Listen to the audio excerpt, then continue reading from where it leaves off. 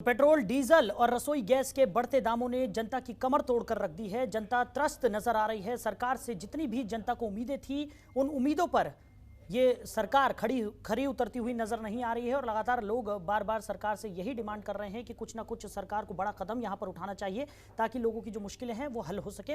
और इन तमाम मुद्दों पर चर्चा के लिए और तमाम ज़्यादा जानकारी के लिए हमारे कई सारे सहयोगी अलग अलग जगहों से हमारे साथ जुड़े हुए हैं। सतीश संगम लखनऊ से हमारे साथ हैं, अंशिका पाठक नोएडा से हमारे साथ जुड़ी हैं और संजय वर्मा जयपुर से हमारे साथ इस वक्त बने हुए हैं। तो सबसे पहले रुक कर लेते हैं लखनऊ का। सतीश संगम हमारे साथ बने हुए। सतीश, वहां के क्या हाल हैं, क्या लोगों का कहना है जिस तरीके से लगातार जो पेट्रोल, डीजल और एलपीजी के जो दाम हैं उनमें वृद्धि दर्ज की जा रही है?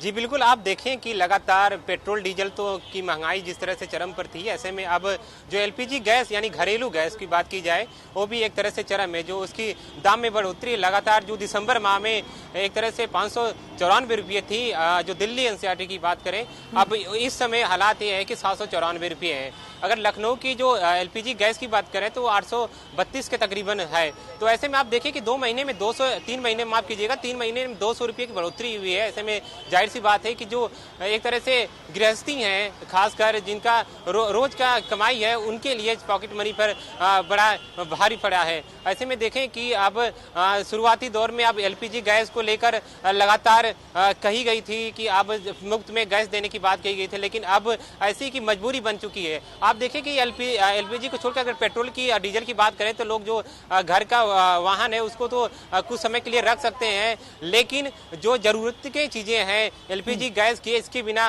कुछ भी नहीं हो सकता। ऐसे में जाहिर सी बात है कि लोगों के लिए ये मुश्किलें बढ़ी हैं। जी जी, चलिए अंशिका का रुख कर लेते हैं। नोएडा से हमारे साथ बनी हुई है अंशिका, क्या कुछ स्थिति देखने को मिल रही है नोएडा एनसीआर में? जिस तरीके से लगातार जो पेट्रोल डीजल के दाम हैं उनमें भी वृद्धि दर्ज की जा रही है, एलपीजी के दामों में भी वृद्धि दर्ज की जा रही है, लोगों का क्या कुछ कहना है, कितने ज्यादा त्रस्त लोग नजर आ रहे हैं? साहिल, कहने की जरूरत नहीं है, बहुत ज्यादा लोग परेशान हैं। और ऐसे में सबसे पहले तो पेट्रोल और डीजल को लेकर लोग परेशान थे। जहां किसी ने सोचा नहीं था, किसी ने कल्पना नहीं की थी कि 80 रुपए के पार, 90 रुपए के पार पेट्रोल पहुंचेंगे, तो वहीं मध्य प्रदेश, राजस्थान में 100 रुपए प्रति लीटर पेट्रोल बिक रहे हैं। अगर बात की जाए नोएडा की तो यहाँ पर 90 रुपए से ज्यादा पेट्रोल और डीजल की कीमतें हैं। लेकिन गैस सिलेंडर की अगर बात की जाए तो फिलहाल पेट्रोल डीजल के बाद जो गैस सिलेंडर के दाम बढ़े हैं वो एक झटके से कम नहीं है आम लोगों के लिए। यानी हम सीधे ये कह सकते हैं जो आम जनजीवन है वो बुरी तरह से अस्त-व्यस्त हो गया है, क्योंकि घर की थाली ही अगर महंगी हो जाए तो ऐसे में इंसान क्या कहेगा। फिलहाल अभी बात करें अगर ताज़ा रेट्स की तो 794 रुपये गैस सिलेंडर हो गए हैं। और ऐसे में जो लोग हैं वो बहुत ज़्यादा सोचने को मजबूर है कि आखिर कैसे कमाएं, कैसे घर चलाएं, क्योंकि खासतौर पर गृहिणियाँ जो है घर की, वो पहले से ही बाकी चीज़ों में जो जितने भी दाम हैं उनको लेकर मैनेज कर रही थी, लेकिन अब क्योंकि सिलेंडर के दाम बढ़ गए हैं तो ऐसे में कैसे स्थिति को कंट्रोल किया जाएगा। आपको मैं सिलसिलेवार तरीके से साहिल बता दूं कि गैस सिलेंडर आखिर कब कब दाम बढ़े हैं इसके और कितने कितने बढ़े हैं। क्योंकि सबसे पहले गैस सिलेंडर जो दाम है वो दिसंबर में बढ़े थे और अब सीधे फरवरी में बढ़े हैं। जब दिसंबर में बढ़े थे दाम तब जनता को परेशानी हुई थी, लेकिन जनवरी में जब दाम नहीं बढ़े तो उस वक्त जनता ने राहत की सांस ली थी। लेकिन जब फरवरी में 3-4 बार बढ़ गए हैं दाम तो एक बार फिर से ये झटका साबित हो रहा है जनता के लिए। सबसे पहले आपको बता दें कि दिसंबर में दाम बढ़े थे गैस सिलेंडर के और उसके बाद से ही ये सिलसिला चलता आ रहा है। 1 दिसंबर को ये दाम बढ़े थे और ठीक उसके बाद 3 महीने से बढ़ोतरी हुई है दामों की। 25 फरवरी को दाम बढ़ने के बाद आपको बता दें कि गैस सिलेंडर के जो दाम है अभी ताज़ा 794 रुपये हो गए हैं। पहला 1 दिसंबर को जब बढ़ा था तो 594 रुपये से बढ़कर 644 रुपये दाम हो गए थे और 1 जनवरी को 664 रुपये से 694 रुपये की बढ़ोतरी हुई। फिर 1 फरवरी को दाम नहीं बढ़े तो लोगों ने जब राहत की सांस ली तो इसके ठीक 4 दिन बाद ही आपको बता दें कि 644 से 719 रुपये दाम बढ़ गए हैं।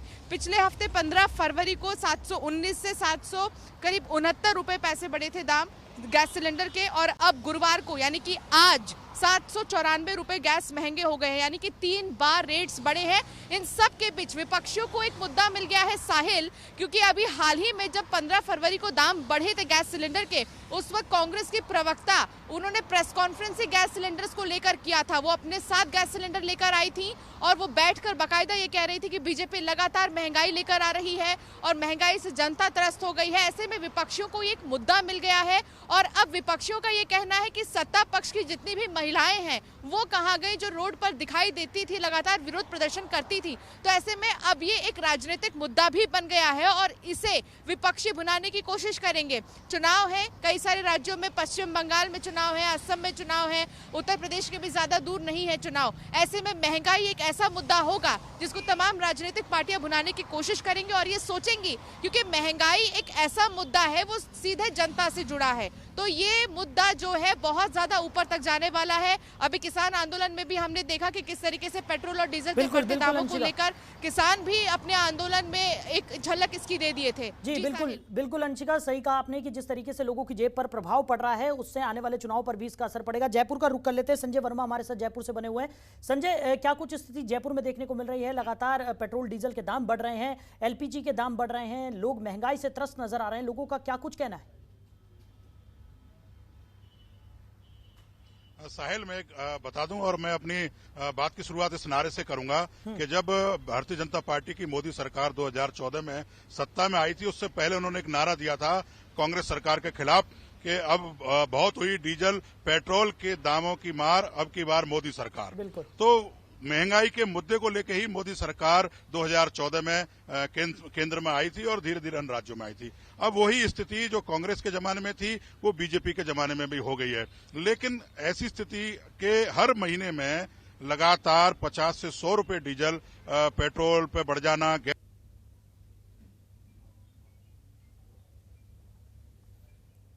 जी तो संजय से यहां पर हमारा संपर्क टूट गया है, उनसे दोबारा जुड़ने की हम कोशिश करेंगे। तो साफ तौर पर महंगाई ने लोगों के जनजीवन को अस्त व्यस्त कर दिया है, आम जनता पूरी तरह से त्रस्त नजर आ रही है। सभी की सरकार से मांग है कि इस ओर कदम उठाया जाए, लेकिन फिलहाल महंगाई कम होती हुई नजर नहीं आ रही। अलग अलग जगहों से हमारे सहयोगी हमारे साथ जुड़े हुए हैं। सतीश संगम का रुख कर लेते हैं, लखनऊ से हमारे साथ बने हुए। सतीश, जिस तरीके से आप जानकारी दे रहे थे कि जो लगातार पेट्रोल डीजल के दामों में वृद्धि दर्ज की जा रही है, एलपीजी के दामों में वृद्धि दर्ज की जा रही है, लोगों का वहां पर क्या कुछ कहना है? लोग सरकार से क्या कुछ चाह रहे हैं और क्या स्थिति इस वक्त बनी हुई है? जी बिल्कुल, इस वक्त हमारे साथ कुछ महिलाएं भी मौजूद हैं, हम उनसे भी बात करेंगे। जिस तरह से बढ़ोतरी हुई है, आंटी, महंगाई देख रही हैं आप, पेट्रोल की के बाद अब गैस सिलेंडर के दाम भी बढ़ गए 200 रुपये, कैसे चल रहा है खर्चा? अरे भैया, हम गरीब इंसान कहाँ से भरा पाए? दिन पे दिन ये पैसा गैस का बढ़ता जा रहा है, डीजल का दाम भी बढ़ता जा रहा है, हम गरीब कहाँ से भरा पाए? सरकार से क्या मांग करनी है?